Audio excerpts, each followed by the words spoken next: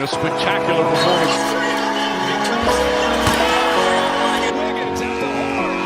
Curry from half court. Sometimes, something looks like it's been there a while. We are here, the 3 Points Podcast, your three hosts, Thomas West and myself. After about 2.5 weeks, 3 weeks, we just watched a very fun game, a sight for sore eyes. Mr. Stephen Curry himself, he returned after a long hiatus. How long has he been gone for? Like 2 months, they said. Ooh, talking about 2 months. We're talking about 60 days. It's a lot of time, a lot of resting, a lot of fixing his knee. Well, you guys can't see our faces. I did quotation marks. It was for all practical purposes, just resting, letting the bums get a lot of time out there and see what works, see what doesn't work. In this stretch, we were a whopping 4 of 7 since we last recorded, not since Steph. 4 and 7. I said 4 of 7. No, that would have been nice. We're 4 and 7. We lost against the Knicks. We beat the Wizards. We lost against the Celtics, the Pistons, the Hawks. We beat the Mavs. We beat the Nets. We beat the Wizards. We lost against the Nuggets, Spurs, Cavs, and Rockets. So boy, do we have the Wizards numbers. When you get through the signature. The bum-ass Wizards, we beat them. So common trend here, against any quality team, we have lost. But looking at the score of each, there are some close games in here. There were more than a few games there where they were up like a solid 5 to 10 points going into the third against good teams, and then just absolutely collapsed. Yeah.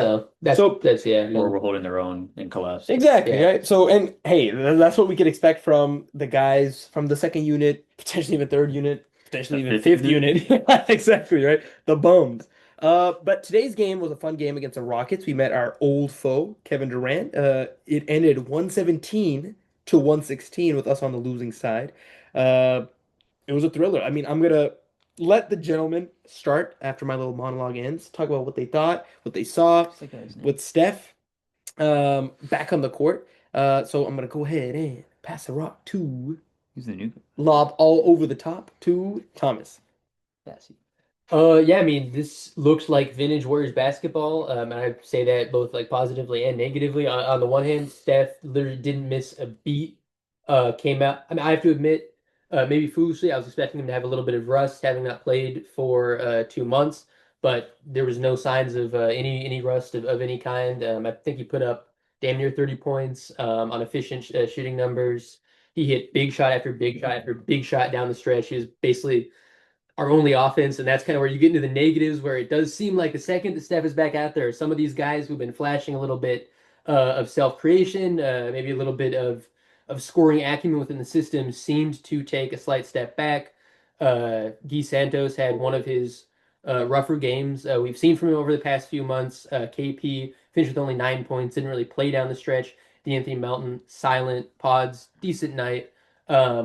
You saw Kerr go down the stretch with one of his vintage tiny ball lineups where it's literally 4 guards plus 6'6", 37-year-old, might have a 35-year-old Draymond Green at center. I was complaining about that. I think we were all complaining about that. It's my dream.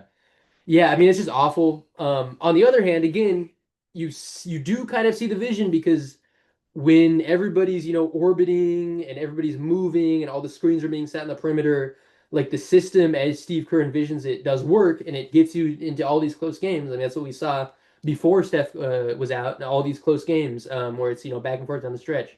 But as we've also seen so often, it's a close game that they end up losing in large part because on the defensive end down the stretch, you're having D'Anthony Melton and Brandon Pajemski guard Jabari Smith Jr. and Kevin Durant, and you're giving up so much size that it's very hard to justify whatever benefit this beautiful scheme or this beautiful system is getting on the offensive end. So yeah, I mean, we're back to the same old is I guess that I would say. I think what really stood out to me was Draymond Green. Like it was like a positive night after a while.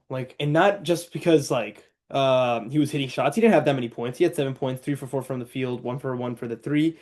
Plus or minus was positive, 6. We've seen a lot of negative plus minus from him over this stretch. And what I noticed most was, I mean, what I mentioned to Thomas while we were watching the game, Steph gives him significantly more breathing room, right? It allows people to kind of stray off Draymond because they have to be freaking running around Steph. Yeah. He's running around the whole damn court. So it gives Draymond that ability to play. Like, hey, will I pass it to Steph? Or hey, do I do a little bit of a little nice play and give it a pause or KP or whatever it may be, right? So that was nice to see that he didn't look kind of what our concern was, like fell off a cliff. He had 12 assists, right? The most classic Draymond stat, like a double digit in assists, but singles in points, right? So Absolutely. very, very honestly happy with this performance.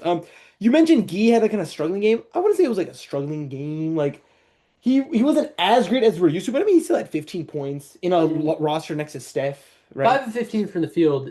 It is you're right. bad efficiency, yeah. That is Unfortunately, if you do that over the course of the season, right, like you're probably not going to. sure, but in his fairness, the Rockets' big men are true. good. They're good defenders, right? It's true. So it's a little bit of tougher match, but even with tough defense, he was able to get 15 points. Bad efficiency, agreed. I also wanted to mention that I forgot Pat Spencer. I thought tonight he had a couple of decent plays. He did. A couple of nice step back shots. Look, if he could do this for us in 12 minutes, give like 8 points. I said 7, 8. It's gonna head over the same tempo as Devin, so it's all right. Anyways, so definitely solid. I wanted to add a little bit on what you mentioned the last play. So for the fans at home, if you guys didn't watch it, what had happened was we were up by 1, right? And the Rockets big man roster, right? So they're tall guys. So they Kevin Durant, 7-footer, Alperen Sengun, Turkish lad, 6'11". 6'11", Jabari Smith. Jabari Smith, 6'10", Tari Eason, like 6'7". 6'7", And then like 6. and then Amen 6'6". All right, Yeah, great. fine. So as you can see, tall dudes. On our end, what Steve Kerr cooks up. So we've scored. So we're up 116 to 115. So you're gonna think, hey, we called the timeout. So you have time in the timeout to think, how do we defend this? Change something. Change the damn scheme because we have to defend these guys. So you're thinking, oh, we can maybe throw in Gee, we could throw in No. 3P. Ime Udoka's expecting us to change. Exactly. Throw him off. To throw him off. We're gonna just throw the shortest guys out there. No, so what you're supposed to do is fight tall with tall, or whatever we can do. Yeah. We need rim protection. Otherwise, so we throw out GP2 6'3", Steph Curry 6'2", 6'3", Pat Spencer 6'2". It was 6'3". Pods. Sorry, Not Pat. Pods 6'3", 6'4". Yeah. Draymond Green, the tallest guy on the court, 6'6", and then And Melton 6'4". DeAnthony Melton 6'3", 6'4". Yeah. So how are we supposed to guard every single dude who's taller than us? And what was the scheme? Just throw it in. They just got into the paint, and he just Alperen It was Sengun just did easy. a. It wasn't like like an a- easy. It was like a very easy. Like I think Durant started the ball. It was like a screen. Then he just threw it over to Sengun. Sengun was in the paint with Melton and Pods on his Yep. ass. Terrible play call. Like abysmal play call. Like you wanted to say something, Thomas? Oh no, yeah, You were just like terrible, Yeah. terrible. If we stop that, I mean, we're up by 1. We could just we win that, right? I don't understand why you don't throw in the taller guys like KP. You don't throw in Gee. I know Wes. I'll give you some chance to talk about the new guy we got, Charles Bassey.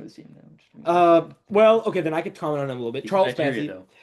Yeah, he's from Nigeria, but okay, we'll be able to talk about Charles Bassey in a second. But throw in your big Something guys. I kind of want to point out, like this did kind of remind me of. I mean, the natural, I guess, thought process is to look back to last year and like how that series played out. I mean, not to focus too much on this game, like what it all means, but I feel like their offense on the stretch last series when we faced them was very Sengun centric, and like last year that really favors us because even if we went with the same short lineup, Draymond can kind of ISO one-on-one with Sengun, and I'm fine with that matchup. Like he won that matchup sorely last year. Like in post-ups, he was like Draymond just loves probably just like that one. He cooked Sengun, So but I think you do see like the KD addition in their clutch offense, I Yeah, guess, making I was just about to say. improvements on the year. They obviously have not really kind of made it. The addition is not translated to their record being any good or their playoff aspirations. last year, what seed were they? They were The the Rockets. 2 seed, I think. Yeah. And they faced Wow, us in the- interesting. in the Okay, two. so but just to kind of add to your point, you're right. Last year, Draymond feasted on Sengun, but you're forgetting, like, of course, like not forgetting, but like obviously this year they have Kevin Durant, right? No, So yeah, it's that's like, what I'm saying. Like so you this gotta year, switch up the scheme. Like, yeah, you have to. That's why it's so much different. You get to throw the same thing. you try not to like overreact as like a fan. It's natural to do No. so. Why would Kerr? What could This be is- his logic? And this is what I was saying. Like, I mean, I was kind of like saying this over and over because as we were watching the game, because it was just pissing me off. But we have not seen these types of lineups since Steph was on the court. And what I truly think it is about is that Steve Kerr, the second that Steph is back, wants to bring in the lineup that best fits the motion offense because now that Steph is back, like you need to go back to the motion offense.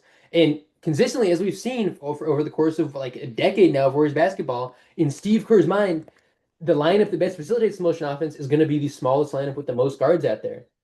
And what that's going to mean, I think, is that guys like he and guys like a KP are going to get played off the court down the stretch.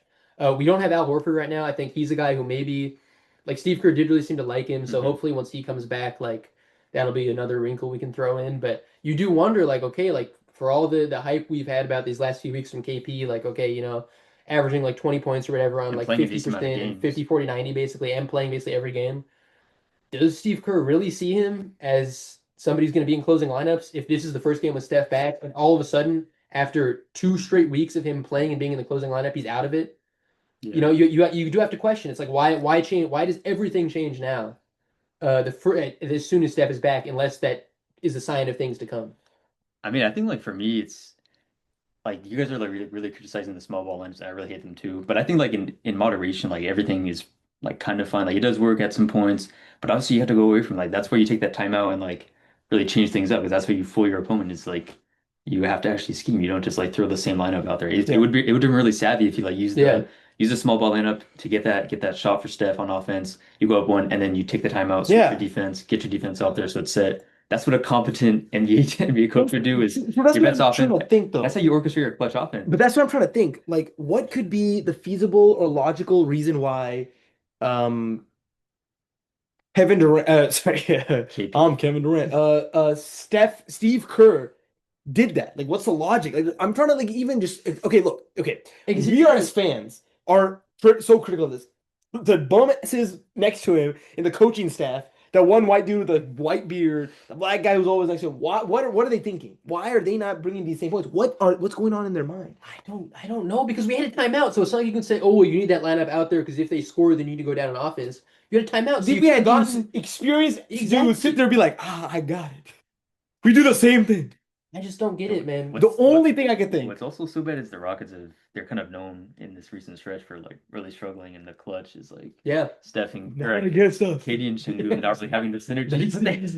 It's like the perfect. It's like Shaq and Kobe out there against us. I was like, The only thing I could even comprehend, and then I think we move on from this, is that they were thinking, I don't know, we get the stop, and then we got the small ball lineup, so we throw it up for an easy 2, and we get a 3-point lead. man. I don't know what the F they were thinking, if I'm being frank and completely honest to the fans at home. But it's all right. You take it on the chin for the fans at home. We're going to segue a little bit now to the lottery pick. Now, why do I mention that out of nowhere? Is because, look, we've secured the 10th seed in this I was gonna NBA say season. ultimately this game didn't really matter. Sorry, we've secured the 11th. No 10 seed. 7, 9, 10, 11. Sorry, the 10th seed. 10th seed. So what does that mean? We're in the play-in. This Okay. game and all subsequent games don't really matter. They don't matter. at all. It's literally just getting Russ out of Steph. But we're gonna react to them. We're gonna react to them regardless because we're fans, and unfortunately, that's the fate of a fan, right? So, what does that mean for us? It means we get into the play-in. We're gonna be the 10th seed for sure. Now, what happens afterwards? The most kind of traditional, what the average Like, it's fan either would be the like, Clippers or the Blazers. right? So you play against one of those two. Hey, you win. You then play against the 7th seed. The loser of the 7-8. The loser, loser 7th, 8th game. And then, hey, maybe you get into the 8th seed. And great, you're in the playoffs. Wow. And then maybe you could try to do a run, blah, blah, blah. National TV games. National against TV each games, other. exactly. Right? Okay, Yeah. who knows, right? Fun time as fans. We believe. or on the flip side, now this is where you got to start thinking a little bit about next season. Look, this season is cooked, right, guys? Jimmy Butler is We gone. believe. Jimmy Butler is cooked. At least, Right? at least the We Believe team was healthy. Yeah, I'm exactly. not healthy. So Butler's out. KP, is he with his disease? Is he going to be able to be consistent, reliant in a intense playoff series? I don't know. Steph, he's been out for a while. Will he be able to carry this bum roster on his back? Moody's injured. Al Horford, God knows what's up with him. All these issues, right? Every single issue imaginable, right? We're significantly worse than we were in the playoffs last year, and we lost last year, right? So that makes that I'm going to propose this to the guys here. This is what we've been talking about. What do we think? What do we want? We hope for what? We go in the play-in. We hope that we actually lose. Now, why? Because then that guarantees a lottery pick. So if we lose, we basically will be able. We own our 2026 first-round pick. okay, and we lose it, we're officially in the NBA draft lottery, right? So based on our 10th seed place standing, I have the 11th best odds to get the number one pick. Okay? So that's like a 9.4% chance at a top four, 2% chance at the number one pick. Now, why is this significant? I mean, obviously, the higher the pick, the better the player you get. Not only could you get a good player, like let's say we get the first overall pick, we get what's his name, Debonsa? AJ Debonsa. Debonsa from Duke, right? Incorrect. Ew. BYU. BYU. Similar colors. Try. Cam Boozer from Cam Boozer, hey. From- Yeah, I like Cam Boozer. Yeah, he's been and also facing similar- so much hate, but I mean, In my defense, also similar colorways. BYU and Duke. you said it so confidently. If you had been right, nobody would ever know. No one bat an eye. Yeah, Kentucky and Duke have this in like True. All right, guys, that was wrong. I apologize. it's like Isn't it like yeah, green it's or like something? it's like extreme navy blue. Where For the it's super, fans like, at home- vibrant blue. It's You know like what? yeah, for it's the not fan- really. You know what? You know what, guys? For the fans at home, how about you check yourself? Search BYU college team, search Duke college team. See their colors, see their jersey colors, and let us know in the comment section down below, or just let me know. So that's that when we get a good high pick, good for our future. Or you trade that pick for a better player in this year's league. Now, open question for you guys. What do you guys think? Do we win the play-in? Do we lose the play-in ideally, get a high pick, keep the pick, or then trade the pick for a monster signing in the offseason? I would have to say, I mean, I got to be honest, and I've been one of the, I think out of the three of us, I've been banging the table over the past few years most consistently for. Sorry, you give me a look like it's not common. Actually, pounding the table is typically the expression people use. Banging the drum, isn't it? Banging the drum as well, but also pounding the table. They're both similar because okay, imagine like a businessman being like, buy it now. He's pounding the table, right? That's kind of the saying. But anyways, I've been the one banging the drum. I'm gonna keep going back if you keep giving me that look. I've been the one banging the drum for the Warriors to try to be competitive right now, as opposed to thinking at all about the future. I'm gonna kind of go back on my own word and say that I would absolutely take one of the three if we get a chance at a top three pick, one of Cam Boozer, Darren Peterson, or AJ Debonsa. I'm taking them. I'm not trading that pick. No. Hold on. No. That's the best case scenario. Let's say we lose. What's the most likely chances? We get like the 11th. Oh yeah, then trade that. Hell yeah. But That's way would you less still value. want that over a plane? Oh, absolutely. Yeah. Okay. Yeah. So basically, you're saying plane is your least I'm desired. pretty sure we're all on the same page. with Yeah. that, yeah. We all want to lose the plane. It's just about what do we do with that pick. Yeah. That's really I think where there's more kind of room for debate. Okay. 'Cause- So let's say we get a 4 to 11 pick. Yeah. So less valuable guys, etc. So we all agree we just trade that. absolutely. Okay, we just throw that in a juicy pack because we do Absolutely. have like 5, 6 picks that we could throw at a guy like Giannis, a guy like Kawhi. Kawhi Leonard's been in the talks, right?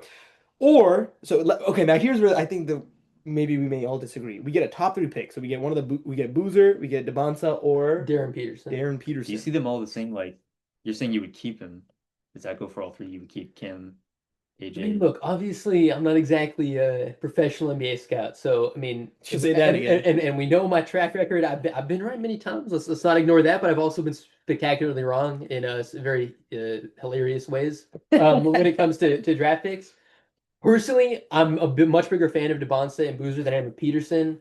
But again, because I've been wrong so many times, it's like obviously the fact that the consensus says they're all about at the same tier. I would keep all three of them because all three of these guys are universally regarded as potential franchise players. We trade It's the very pick. rare. It's We very traded. rare. We traded. That's my locked in take. You trade it, bro. You imagine you get a guy like Boozer. You get a guy like you traded, bro.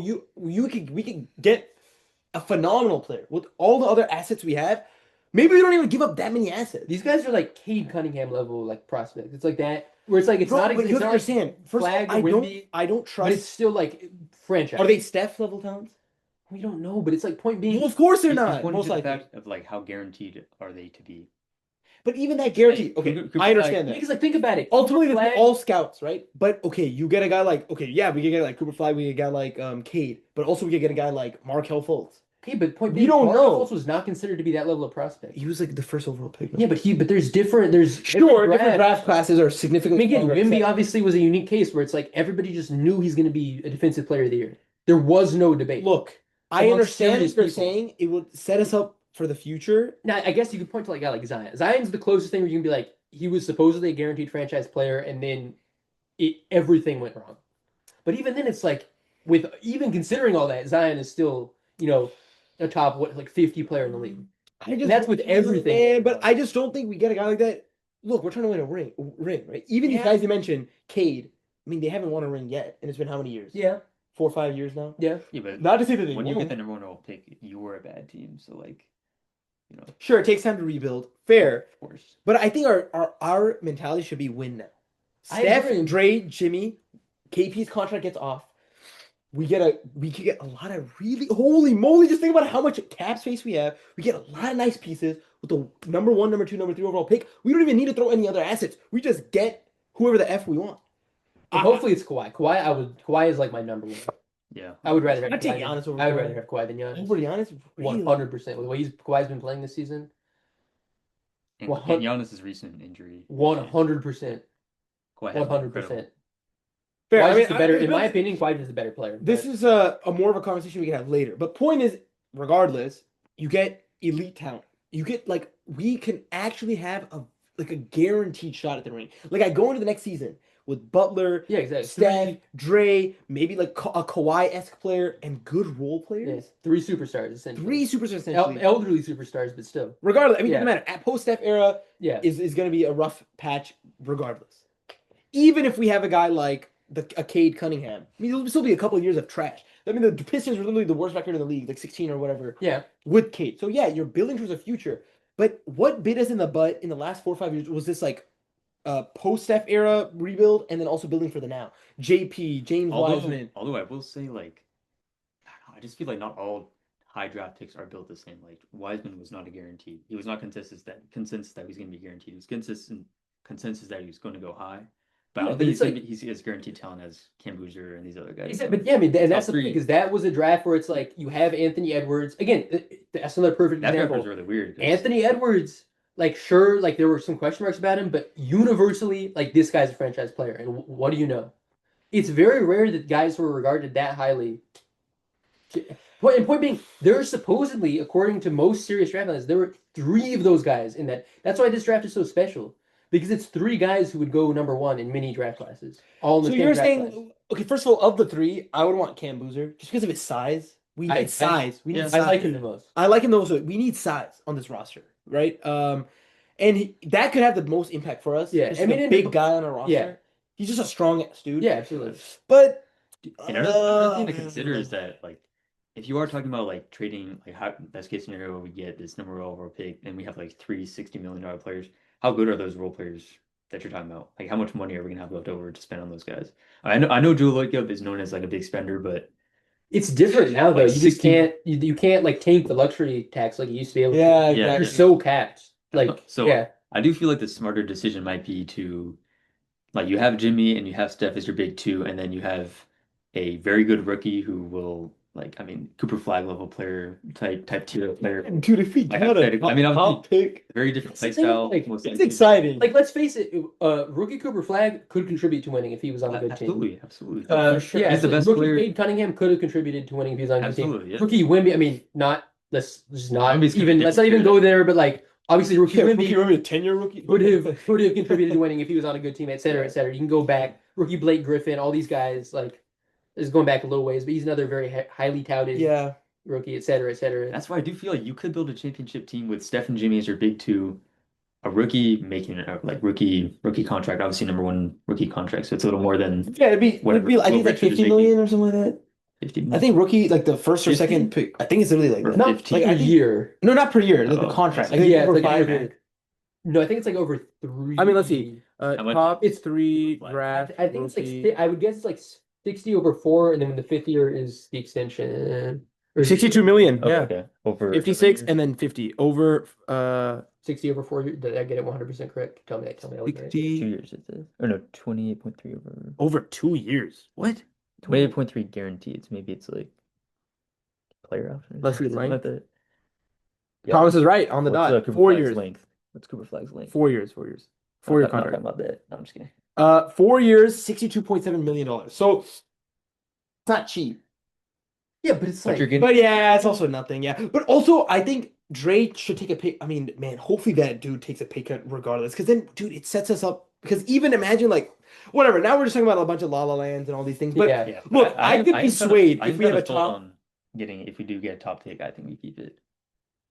Top pick. If we get Cam Boozer, I can be convinced. Well, Yeah. 11 though traded, obviously. Because like so the other two are please Oh yeah, I mean Devonta, I would say he's kind of like a Paul George type player, 6'9", highly skilled for that size. Not quite like KD, like freak level, but like again, like more like Paul George, where it's like very big, talented score first wing. He is admittedly he's a guy who's probably better cast as being the guy on like a young rebuilding team than trying to fit in as a role player on a more established team. Cam Boozer is the guy where it's like 100% you could step in as a role player immediately. Maybe you could say I think he actually has a very high ceiling, but a lot of other analysts are saying like he's more of the high floor, low ceiling guy in the class. My Darren biggest question Peterson, is like, I mean, again, I don't know anything, right? Blah blah. I'm out. I really do. I really wouldn't want him, but I think a lot of other fans would want him. I'm only sold on Boozer, Yeah, and the only it's just because size. We need size. Yeah. We really need his size. And the question just becomes, does that translate to the league? Even watching the March Madness, I mean, he's playing against collegiate level athletes. Yeah. A lot smaller than him, a lot weaker. When you get to the league, now you're getting guys thrown at you like Amen Thompson. Yeah. Strong dudes Yeah. who are used to NBA level offenses. So does that translate? That's my biggest question mark. I will say, And do I think okay, it translates immediately when he gets thrown into the fire? Okay, here's what I'll say. This is like the defense, but I've been thinking about this a lot because like I'm in the trenches on like NBA draft Twitter and stuff. Hashtag unemployed. Actually, I'm literally in training for jobs gonna pay me like literally 100. But anyways, he has been doubled more frequently than any player in college basketball. That's a very good sign. Okay. Just like point blank period. That's an incredibly good sign Okay. for any player. Number two, they're playing him at center, which he's not going to be a Him center at in the NBA. center? He's not going to be a center in the NBA. How is he in the Definitely pick and roll? He's like all right. He's more of a he's much more of like Kind of Eric Pascal, but 10 times better. Right? kind of He's that body. he's kind of like a Kevin Love type, maybe a little bit of like a more mobile Domantas Sabonis type, Okay. maybe even like almost like an old man Jimmy Butler type, where it's like he's a wing who's going to be playing on the perimeter, but then he's also going to be doing a lot of his work down low, where he's Boards, driving yeah, boards. boards. He's gonna be driving. Screens. He's like, he wants to like start like around like at the elbow or on the perimeter, and then he wants to drive and get like a paint touch, and then get a couple pump fakes or draw contact or kick out. Like that's really going to be his game, and he's going to be playing power forward and not center. A lot of the issues that I think have really flashed, like if you just watch, it's like, oh, that does kind of look ugly. It's because they're playing him at center when the reality is he's not quite that big. But it's the mix of size and strength with the mobility that you need to actually play for the NBA level. That's something that makes him kind of a unique And prospect. and the good news is that because you mentioned like a lot of people are skeptical on him, he'd probably go third. I'm I think. guessing he will. Devonta, I would say, is almost a 100% lock to go one, and it's a true like coin flip whether him or Peterson go two or three. All right. Well, look, I could be sold on Boozer for sure. But okay, I think we've talked a lot about that. Just last thing I wanted to mention, unless you guys want to add anything more. Goes once, No. goes twice. All right, we did get. I want to just talk a little bit about Charles Bassey. I think he's on a 10-day with us probably right now. Basically replaces the Turkish guy we had. Big man. Every time I see a picture of him, he's wearing like here he's wearing Hawks, he's wearing Spurs, like he's been everywhere. Yeah, he is. He's like a very big journeyman, but he's a 6'10", massive 7'4" wing. He played really well in the G League, 20.5 points, 12.5 rebounds, great rebounding. And tonight I saw a lot of glimpses of good rim protection. He had like that one play back-to-back good rim protection efforts. Yeah. Hey, I mean, I'm looking forward to seeing him in the next remaining games of the season. Do we maybe like if he could consistently be a decent rim protector, grab boards? Like he was there, like he was defending tough, like he was there on Sengun. Like he I was think he's locking better than through- Yurtseven, I'll say that.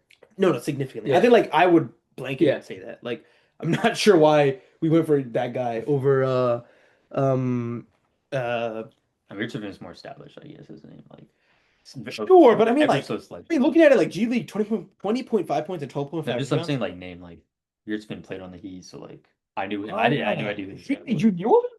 Yeah. That's actually sick. I actually literally didn't. You didn't know him. Don't lie. Who? No. Yurtseven? Like, yeah, no, not really. This guy, I didn't Not remember- really. Quote unquote means no. No, I mean, it just means like, Hell So no. do you know that highlight where GP Okay. dunked on him and then the guy was like No, mad actually. about that? it means like when I heard the name, I was like, oh yeah, but I couldn't have told you where he played. Fans can't see my face at home, Oh, but no, I got one eyebrow over the other. Yeah, you looks like a Reddit mod right now. Can you describe that? Just like this smug like look. comment down below if you guys understood what he said. Everybody knows the Reddit mod looks like it's actually commenting. But I think in 10 minutes today, he had 5 points, 4 rebounds, and 2 blocks. So, I mean, God knows what goes on in Kerr's head, but maybe for Kerr means like, get him off. Get him off the court. Like, we needed a 6-foot version of him. What are we doing? What are our scouts doing? So, I'm excited to see him. Hopefully, we give him like, maybe 12, 13 more minutes. I Next think game. that's what this final stretch should be is like I mean I was curious about this game when Steph comes back. Like actually this is something I want to bring up before it's just like how were the guys gonna look like E, KP, like once Steph is back, we get to see that look. And I mean it's kind of been like quasi disappointing, I guess, but like it is the very first game. So I guess this final stretch is like no pressure. Let's just see how the offense, Yeah. how the defense It's just meshes. Like we have 4 games Yeah. left.